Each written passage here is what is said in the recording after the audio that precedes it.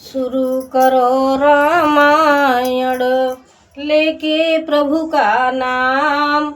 हम तो रामायण पढ़ रही, आप सुनो लगा कर ध्यान।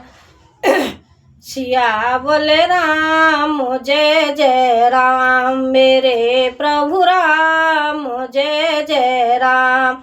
मंगल भवन अमंगल हारी, ध्रुव सुजसरत अजिर बिहारी। दीन दयाल बिरद संहारी, हरो नाथ मम संकट भारी। श्री शिवाय नमस्तुभ्यम, श्री शिवाय नमस्तुभ्यम। परहित सरस धर्म नहीं भाई, पर पीड़ा सम नहीं अधमाई। निर्णय सकल पुराण वेद कर, कहे तात जाने गोविंद। हे भाई, दूसरों की भलाई के समान कोई धर्म नहीं है, और दूसरों को दुख पहुंचाने के समान कोई नीचता पाप नहीं है। हे तात, समस्त पुराणों और वेदों का यह निर्णय निश्चित सिद्धांत मैंने तुमसे कहा है। इस बात को पंडित लोग जानते हैं। नर शरीर धर जय पर पीरा, करैत सहे महाभव भीरा। करै मोह बस नर अज्ञाना, स्वार्थ रत परलोक नसाना। मनुष्य का शरीर धारण करके जो लोग दूसरों को दुख पहुंचाते हैं, उनको जन्म मृत्यु के महान संकट सहने पड़ते हैं। मनुष्य मोहवश स्वार्थपरायण होकर अनेकों पाप करते हैं, इसी से उनका परलोक नष्ट हुआ रहता है। देखिए, रामचंद्र जी भरत भैया को कितनी अच्छी अच्छी बातें समझा रहे हैं, और इस रामायण के सुनने से, पढ़ने से हमारे अंदर भी थोड़ा ज्ञान पैदा होता है कि धर्म वो है दूसरे की भलाई करने का। पाप दूसरे को देख के जलन होती है, दूसरे को दुख दो तो उससे तो अपना ही सर्वनाश होता है और कुछ नहीं होता। इसीलिए किसी दूसरे का भला नहीं हो रहा है तो बुरा भी मत सोचो। मैं तो एक ही बात जानती हूँ कि अगर तुम भला ना कर सको, किसी ने कहा भला किसी का कर ना सको तो बुरा किसी का मत करना।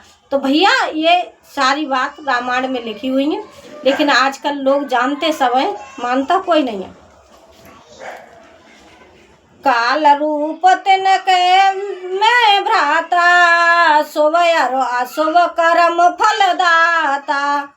अस विचार जय परम सयाने, बजय मोह संस्कृत दुख जाने। हे भाई, मैं उनके लिए काल रूप भयंकर हूँ, और उनके अच्छे और बुरे कर्मों का यथा योग्य फल देने वाला हूँ। ऐसा विचार कर जो लोग परम चतुर हैं, वे संसार के प्रभाव को दुख रूप जानकर मुझे ही भजते हैं। देखिए भगवान क्या कह रहे हैं। कर्म और धर्म का फल भगवान ही देते हैं, कोई और नहीं देता है, दूसरा नहीं देता है, भगवान ही देते हैं। हम जैसे कर्म करेंगे वैसे ही हमें फल मिलेगा, इससे कहते हैं। और भगवान ही सब कुछ करने वाले हैं, लेकिन आजकल आदमी अपने घमंड में किसी को नहीं मानता है। त्याग कर्म शुभदायक, भजय मोह सुर नर मुनि नायक। संत असंतन के गुण भासे, तेन परहि भव जिन लख राखे।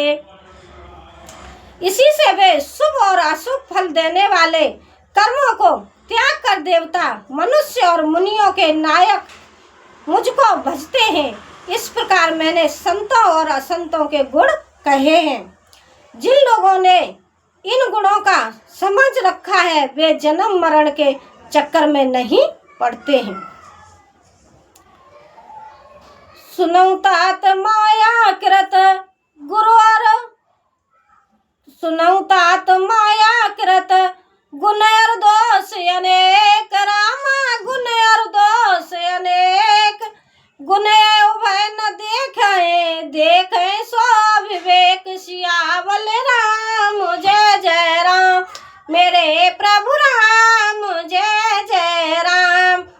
हनुमत डटे रहो आसन पे जब तक खतारा में की हो खतारा में की हो जब तक खतारा में की हो ए हनुमत डटे रहो आसन पे जब तक खतारा में की हो।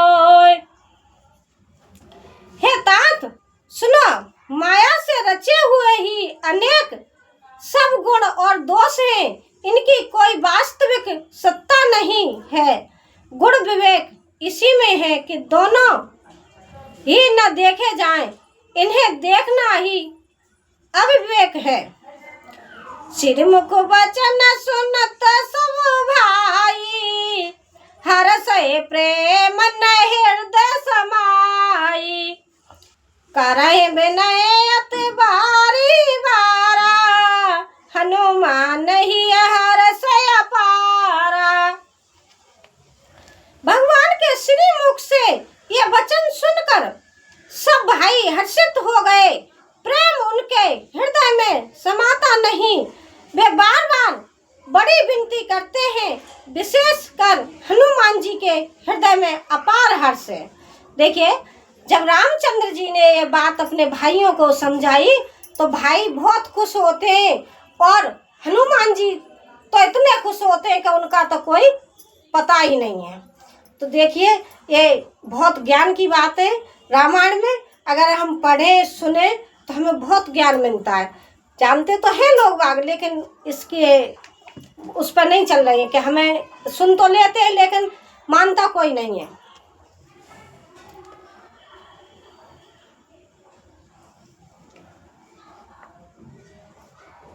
पुण्य रघुपति निज मंदिर गए यही विध चरत करत नित नए बार बार नारद मुनि आवे चरत पुनीत राम के गावे। तदंतर श्री रामचंद्र जी अपने महल को गए। इस प्रकार वे नित्य नई लीला करते हैं। नारद मुनि अयोध्या में बार बार आते हैं और आकर श्री रामचंद्र जी के पवित्र चरित्र गाते हैं। नित नव चरित देखि मुनि जाई ब्रह्मलोक सब कथा कहाई सुन ब्रचे अतिशय सुख मानई पुन पुन तात करऊं गुण गानई। मुनि यहाँ से नित्य नए नए चरित्र देख कर जाते हैं और ब्रह्मलोक में जाकर सब कथा कहते हैं। ब्रह्मा जी सुनकर अत्यंत सुख मानते हैं और कहते हैं, हे तात बार बार श्री राम जी के गुणों का गान करो। देखिए, नारद मुनि अयोध्या में आते हैं और रामचंद्र जी की नई नई लीला नई नई बातें कथाएं सुनते हैं और सुन के जब ब्रह्मलोक को जाते हैं तो वहाँ जाके सभी को बताते हैं ब्रह्मा जी को। तो ब्रह्मा जी बड़े खुश होते हैं और कहते हैं कि प्रभु रामचंद्र जी के बारे में और भी कथा कहते रहो, मुनि मुझे बहुत अच्छा लगता है। सनकादिक नारद सराही जदप ब्रह्म निरत मुनि आही सुन गुण गान समाद विसारी सादर सुनय परम अधिकारी।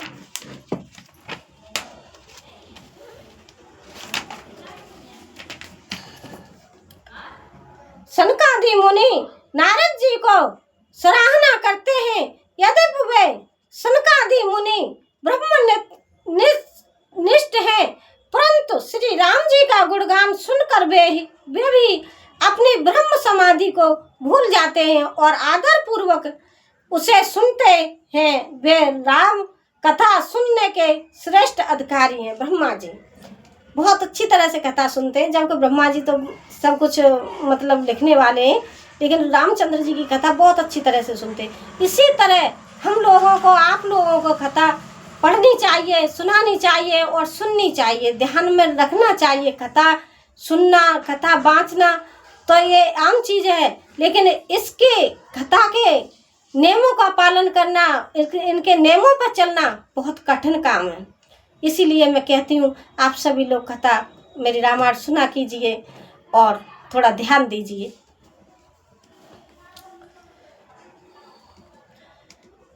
जीवन मुक्त ब्रह्मा पर चरत सुनय तज ध्यान, रामा चरित सुनय तज ध्यान। जे हर कथा न करही रत तिनके ही पासान, सियावल राम जय जय राम, मेरे प्रभु राम जय जय राम। मंगल भवन मंगल हारी, ध्रुव सुज सरत अजिर बिहारी, दीन दयाल बिरद संभारी, हरो नाथ ममो संकट भारी। सनकादि मुनि जैसे जीवन मुक्त और ब्रह्मनिष्ठ पुरुष भी ध्यान ब्रह्म समाधि छोड़कर श्री राम जी के चरित्र सुनते हैं। यह जानकर भी जो कि श्री हरि की कथा से प्रेम नहीं करते, उनके हृदय में सचमुच ही पत्थर के समान है। जो भगवान की कथा नहीं सुनता है वो तो वास्तव में उसका दिल तो पत्थर है। कितना कठोर आदमी है जो भगवान का कथा नहीं सुनता है। बहुत से लोग आजकल मैं देख रही हूँ कि वीडियो उल्टे सीधे जो वीडियो बनते हैं उनको लोग बड़े ध्यान से सुनते हैं, देखते हैं। आजकल लेडीज कैसे कैसे वीडियो बना रही हैं उल्टे सीधे, उन पर लोग ज़्यादा वायरल करते हैं और उनको कमेंट करते हैं। लेकिन एक ज्ञान ध्यान की जहाँ बात चल रही होगी, जैसे मैं रामायण सुनाती हूँ तो मेरे अभी रामायण सुनाते सुनाते मेरे को 1 साल से ऊपर हो गया, अभी तक मेरा वीडियो वायरल नहीं हुआ है, ना मेरे कुछ हुआ है। देखिए बहुत कम लोग देखते हैं, जो ज्ञानी ध्यानी हैं वो लोग देखते हैं। मेरी कई बार मैंने देखा था, मेरी जो कहीं गलती थी, एक संत जी ने लिखा था कि बहन अजर नहीं बोलते हैं, अजीर बोलते हैं, तो मैंने उस शब्द को सवाल लिया। देखिए इससे कहते हैं सुनने वाला जो ज्ञानी होगा उसे इसमें सब कुछ पता चल जाएगा, कहाँ गलती है कहाँ सही है। तो इस तरह से अगर ज्ञानी धर्मात्मा सुनते हैं तो उनको ज्ञान मिलता है। लेकिन आजकल तो भैया ज़माना ही ख़राब है, उसके बारे में तो कह नहीं सकते हैं। अब जैसा भी है ठीक है, मैं तो भाई भगवान का नाम लेती हूँ, वीडियो भी बनाती हूँ, हो जाए वायरल तो ठीक है, नहीं तो भगवान की मर्जी है। मुझे तो अपना भगवान का नाम लेना है, चाहे वीडियो बना के लूँ चाहे अपने वैसे लूँ। मैं तो मुझे तो ये पूजा पाठ में मेरा मन लगता है, मैं अपने भगवान में बहुत लीन रहती हूँ। मेरे ऊपर भी मैंने मंदिर बनवा रखा है, भोले बाबा का पूजा करती हूँ। मंदिर में मेरे ठाकुर जी हैं, उनकी भी पूजा करती हूँ। श्याम बाबा की पूजा करती हूँ, श्याम बाबा और वो बात तो एक ही है। लेकिन देखिए मैं एक ही बात कहती हूँ, आजकल कहते हैं ना लोग कि कलयुग है, भैया ऐसा कुछ नहीं है, कलयुग है। लेकिन एक बात बताओ, अभी तक आप सब लोगों ने देखा होगा कि अभी तक भोले बाबा की पूजा कोई नहीं करता था। सिर्फ 2 बार पूजा होती थी भोले बाबा की, एक सावन के महीना में और एक शिव चौदस फागुन वाली। लेकिन आज देखिए कलयुग में भोले बाबा की कितनी पूजा हो रही है। सीहोर वाले प्रदीप मिश्रा जी पंडित जी जो है कहाँ हैं, वो कथा बाँचते हैं, कितनी प्यारी कथा बाँचते हैं भैया, सुन के मन बहुत खुश हो जाता है। कथा में से उठने का मन नहीं करता। मैं रोजाना टीवी पे कथा सुनती हूँ उनकी, और उनकी बात का पालन भी करती हूँ, जितना मेरे पे बन सकता है उतना मैं किसी को बताती भी हूँ। लोग मानते नहीं हैं, वो बात उनकी अलग है, लेकिन मैं सबको बताती हूँ भैया भोले बाबा पर 1 लोटा जल सारी समस्या का हल। लेकिन मेरे भी मंदिर है, इतने लोग रह रहे हैं, 1-2 बस पूजा करते हैं, कोई नहीं जाता है मंदिर में पूजा करने के लिए। देखिए अब इतना ज्ञान कहाँ से दिया जाए, आप बताओ। अब मैं रामायण को तो यहीं विराम देती हूँ, ठीक है। अब मैं थोड़ी चर्चा इसी बात पर कर रही हूँ, 2 मिनट और भैया। देखिए ये जो ज्ञान है ना, ज्ञान हर इंसान के अंदर नहीं होता है। ज्ञान उसी के अंदर होगा जो ज्ञान के रास्ता पर चला होगा। ये संस्कार अपने परिवार से मिलते हैं, अपने माँ बाप से मिलते हैं। जिसका परिवार अच्छा होगा उसके संस्कार अच्छे होंगे।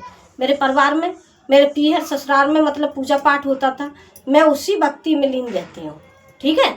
और अब भोले बाबा की जो पूजा कथाएं चल रही हैं, इन कथाओं में कितनी भीड़ है। इस समय काशी में कथा चल रही है भैया, तो काशी में कम से कम 10 लाख आदमी की भीड़ है। एक बात बताइए, लोग बात कहते हैं कि पत्थर पूजने से क्या होता है। मुझे एक बात बता, जब इसमें फायदा नहीं मिल रहा है तो ये लोग पागल हैं। सो इतने 10 लाख आदमी कितने होते हैं? 10 लाख आदमी की भीड़ है काशी में। विश्वनाथ भोले बाबा का मंदिर है, सामने भैरव बाबा का मंदिर है, गंगा मैया है, अन्नपूर्णा मैया है। बताओ ऐसी जगह पे कथा सुनवे नसीब बारे ये मिल रही है। मैं तो नहीं जा पाई भैया, मेरी थोड़ी मजबूरी है। वही बात है, सब पैसे का खेल है। जहाँ भोले बाबा बुलाते हैं वहाँ चले जाते हैं। अभी हमारे हरियाणा में हुई थी सेक्टर 66 में, वहाँ पे मैं सुन के आई थी 2 दिन, और जो मेरे पर बना वो मैं करके आई थी। तो भोले बाबा की कथा इतनी प्यारी है। एक भोले बाबा इस सृष्टि के रचयिता हैं, उन्हीं में से अलग अलग उनमें बनते चले गए। तो सबसे मेन पिता कौन है? सबके पिता कौन है? भोले बाबा। तो हम भोले बाबा पकड़ेंगे जब ही तो हमारा काम उद्धार होगा। तो भैया मैं तो भोले बाबा मानती हूँ, आप सब लोगों से भी कह रही हूँ कि भैया भोले बाबा की पूजा करे करो। 1 लोटा जल चढ़ाने में हमारा क्या जा रहा है बताइए। कितने लोगों का भला हो रहा है। जो डॉक्टर लोग भी इस चीज़ को कह जाते हैं कि 1 लोटा जल और बेलपत्री में इतना चमत्कार, जो कि आदमी वेंटिलेटर पर लेटे हुए आदमी ठीक हो रहे, तो ये चमत्कार कम है क्या भैया? अब लोग क्या कहते हैं, अरे ये तो ऐसी बात है, ऐसे ही बोलते हैं। आप खुद प्रैक्टिकल करके देखो, इस चीज़ का खुद प्रैक्टिकल करके देखो, तब पता चलेगा कि मतलब ये चीज़ सही है या गलत है। आज मैं रामायण में भी मैंने ये चर्चा कर दी है भैया। देखिए मैं इसी चीज़ को कहती हूँ, भगवान को भजो, किसी भी तरह भजो। 1 लोटा जल सारी समस्या का हल। श्री शिवाय नमस्तभ्यम, ये शब्द बोलने में हमें कितनी शांति मिलती है ये हम जानते हैं। जो ये बोलते, जो पूजा पाठ करता है उसे पता चलता है। मेरी माता बहनों, मैं सभी से कह रही हूँ, आप भोले बाबा की पूजा करो, आपकी सारी समस्याएं दूर हो जाएंगी। भोले बाबा से बड़ा कोई नहीं है। श्री शिवाय नमस्तभ्यम।